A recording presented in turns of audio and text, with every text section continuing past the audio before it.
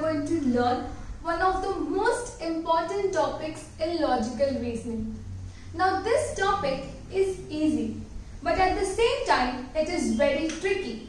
So we are going to see this, how we can do this easily. So our today's topic is syllogisms. Now what is syllogism? Syllogism is a problem wherein you will be given two statements and two conclusions. You have to study the statements and you have to just see which of the conclusion follows the statement. Now these statements which will be given to us might be untrue with the common facts or the universal facts.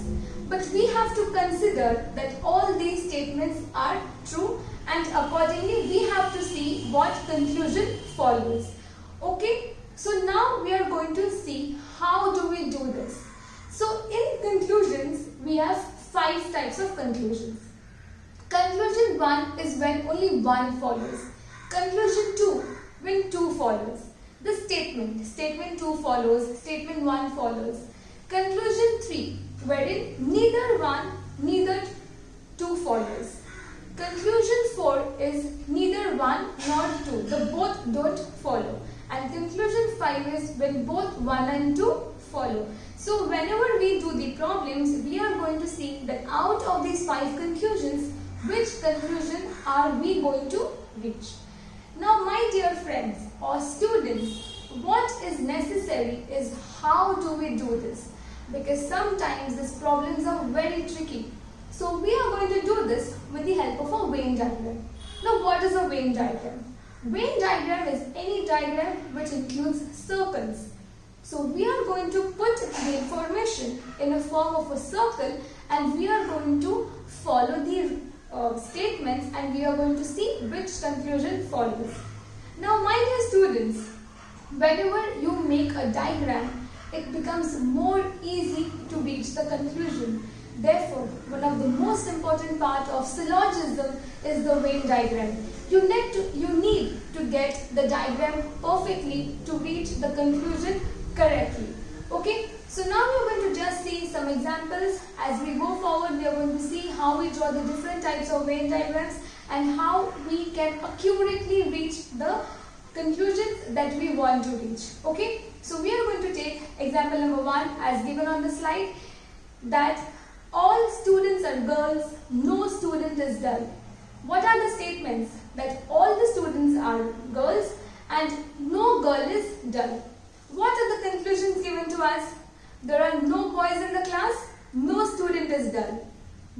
So now we are going to see how to put up it in a Venn diagram. When it is written all students are girls, which means there are students and they are all girls. So we put a small circle, we put S, they are the students. And now these girls, all of them, these students are all of them are girls. So what we are going to do is we are going to put a big circle surrounding the student. The second thing that they have given us is no girl is dull. Now that we know that all the students are girls and no student is dull, no girl is dull. So what we are going to do is we cannot add a small circle or we cannot have a bigger circle around G and S. So we are going to put it in a different circle. We are going to take a circle next to that and we are going to write as D. So now these are the two statements. We've got the Venn diagram correctly and now we are going to look at the conclusions. Now how do we look at the conclusions? Well, the first conclusion says there are no boys in the class. Now we know that these are the students. All students are girls. We do not have a B or we do not have anything that is related to boys, which means our conclusion 1 follows. That is how we are going to see how our conclusions follow or not follow through the diagrams. Then we have that no student is dull. And we also know that there is no girl who is dull because D stands outside S and G. So we know that when there are no boys in the class, no student is dull. So both our conclusion follow. So what we put is that from the above diagram, it is clear that there are no boys in the class, all the students are girls, and since all the students are girls, no girl is dull, we say that no student is dull, which means conclusion 1 and conclusion 2 both follows. Now this is the type of the fifth conclusion, wherein both the conclusions follow.